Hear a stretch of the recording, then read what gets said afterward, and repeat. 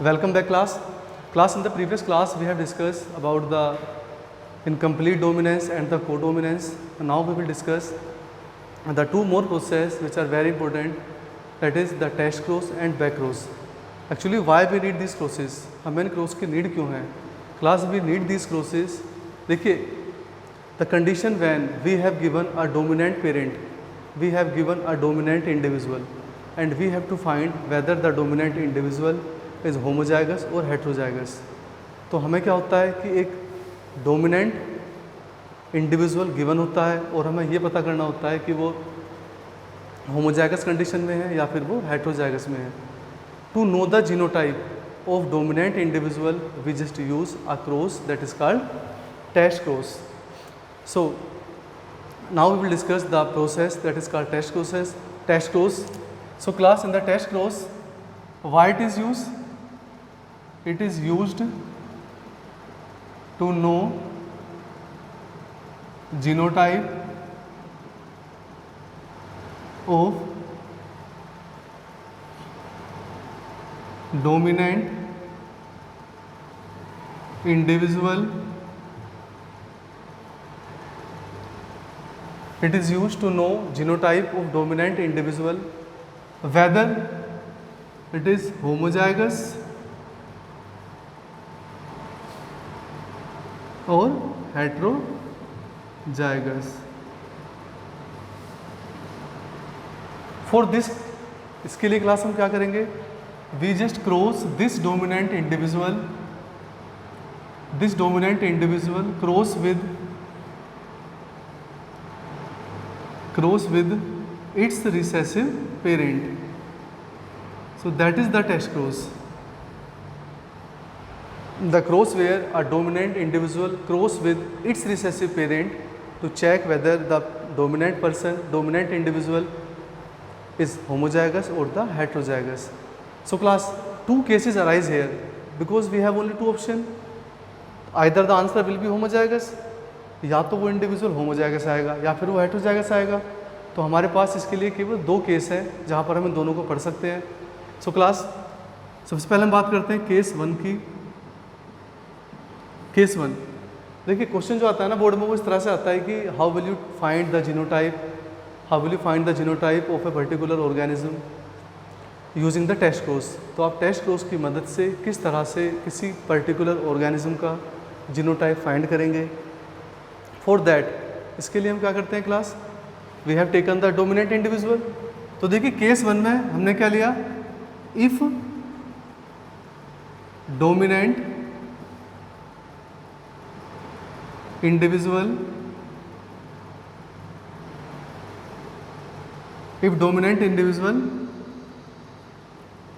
is heterozygous. अगर वो heterozygous है तो क्या होगा? देखिए,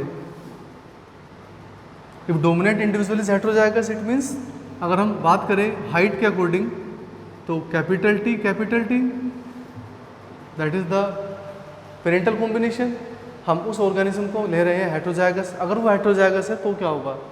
अगर वो अननोन जीनोटाइप ऑर्गेनिज्म हेट्रोजाइगस है, हम उसको क्रॉस किससे करेंगे? रिसेसिव वन से. Two type of gametes are formed, capital T, small T and here only small T. Now we make the cross. So here capital T, small T, small t. So class, these are the hybrid tall and these are the pure dwarf. So class, 50% pure hybrid and 50% pure dwarf. So class, the ratio is 1:1. So when we got hybrid tall and the dwarf in equal ratio, in equal amount, we can say that the dominant individual will be heterozygous. तो हम इस तरह से बता सकते हैं कि जो डोमिनेंट इंडिविजुअल है वो हेट्रोजाइगस है.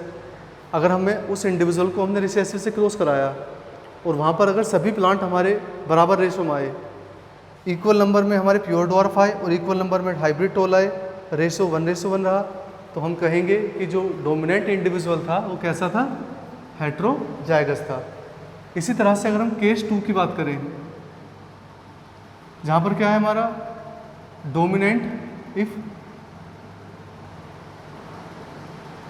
Dominant individual, if dominant individual is homozygous, अगर वो होमोजाइगस है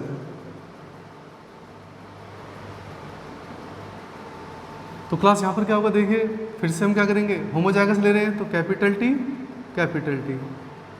cross with the recessive one, ये फिक्स रहेगा हमेशा। Gamete formation, F1 generation,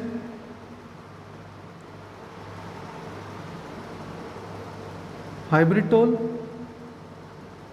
100%. So class, if the 100% plant, if 100% plant formed by this cross, they are all toll, it simply represents that the dominant individual is homozygous. तो class इस तरह से हम ये बता सकते हैं कि जो हमारा गिवन डोमिनेंट इंडिविजुअल है वो होमोजाइगस हेट्रोजाइगस है।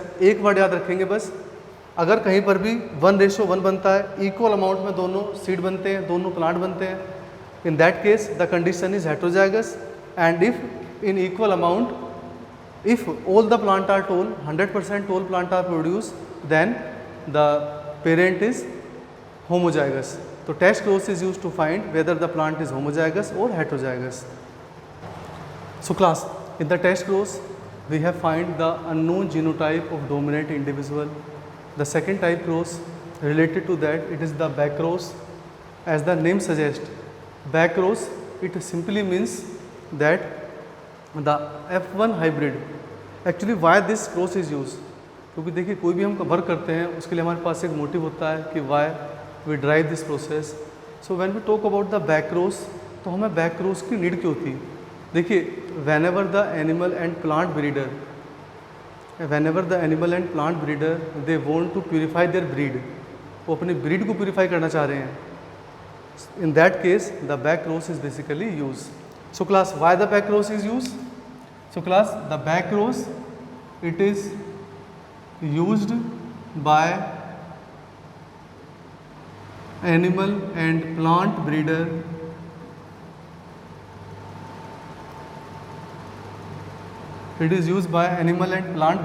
to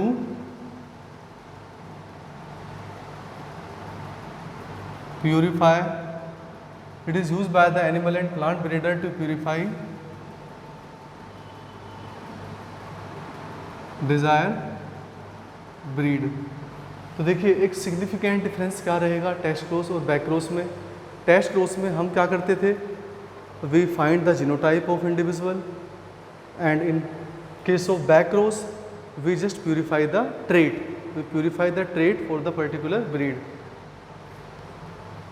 Okay, अगर हम डेफिनेशन की बात करें क्लास, तो यहाँ पर क्या होगा, देखिए here the F1 hybrid, the hybrid which are formed in the F1 generation, F1 hybrid cross with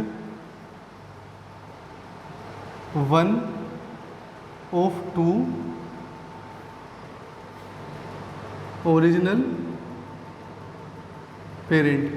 तो क्लास F1 हाइब्रिड को क्रॉस करेंगे ओरिजिनल पेरेंट से, that's why it is called the back cross. अब देखिए parent हमारे दो तरह से होंगे। अगर हम डोमिनेंट कैरेक्टर की बात करें तो अगर हम हाइट के लिए ही ले से तो कैपिटल टी प्योर टोल, अगर हम डॉर्फ के लिए जाएंगे तो small T. So two categories we have now. So class in the case one, in case 1 capital T we can say is capital T small t, that is the hybrid toll। F1 hybrid जो है हमारा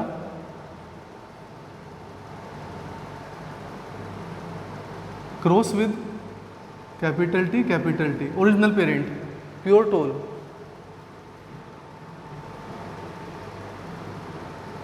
we make the gamete capital T small t, and from here we get the capital T. Now we make the crossing capital T,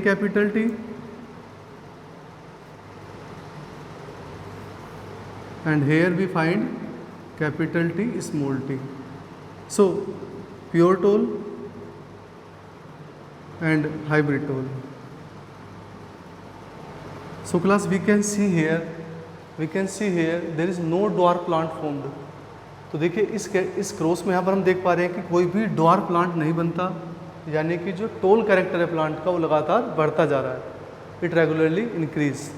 on the other hand when we see in case 2, again we take the F1 hybrid toll.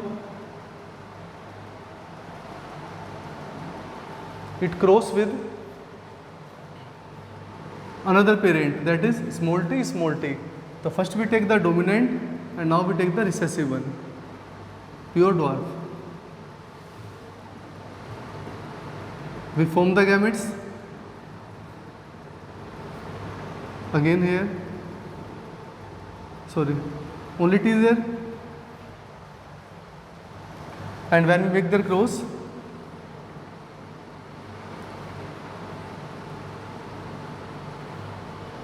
hybrid toll and pure dwarf. 50%, 50%. So class, you can see here, अब आप समझ चुके होंगे देखकर कि देखिए यहाँ पर 50% तो प्योर टोल है और 50% हाइब्रिड टोल है, जबकि यहाँ पर क्या है 50% प्योर ड्वार्फ है. Height character it regularly decline, and because the height character regularly decline, so that is the main reason why the plant breeder use the original pure character, due to which the height character regularly increase in that particular population. So class, this is the back rows. In your exam, in our board examination, basically two things work there, कि what are the significant difference between a test cross and the back rows. So in the test cross we will write it is used to find the genotype of unknown parent, and in back rows we just use it to purify the particular breed. The next point, एक definition यहाँ पर आती है हमारी, which is connected to it, it is the leiotropy.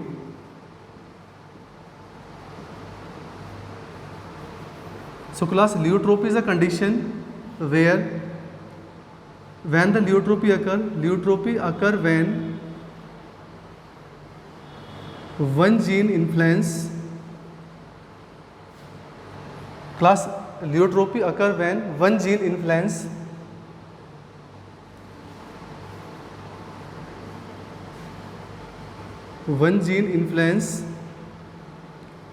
two or more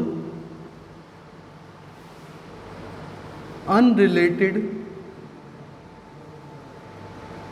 phenotypes. So class, leiotropy is a condition where one gene influence more than two unrelated phenotypes. अगर एक single gene influence करती है दो या उससे ज़्यादा unrelated phenotypes को, condition is called leiotropy, and the gene called leiotrophic gene. Class, when we talk about the example, अगर एक एग्जांपल की बात करें तो देखिए फिनाइल कीटोनूरिया,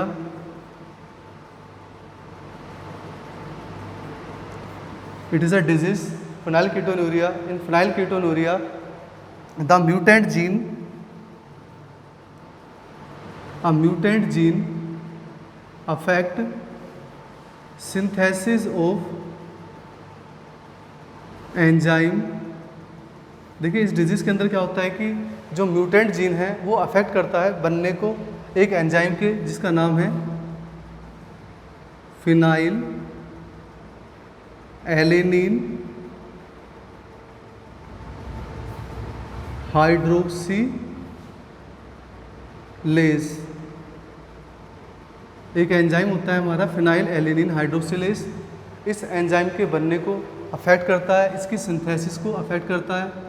थोड़ा क्लीन कर देते हैं इसको, हाइड्रोक्सी. तो क्लास, इन फिनाइल कीटोनूरिया एक म्यूटेंट जीन जो होती है वो अफेक्ट करती है बनने को एक एंजाइम को, जिसका नाम है फिनाइल एलेनिन हाइड्रोक्सीलेज. और जिसकी वजह से दो से ज़्यादा फिनोटाइप एक्सप्रेशन अफेक्ट होते हैं। तो यहाँ पर क्या होगा देखिए, here the in phenylketonuria the person suffer from mental retardation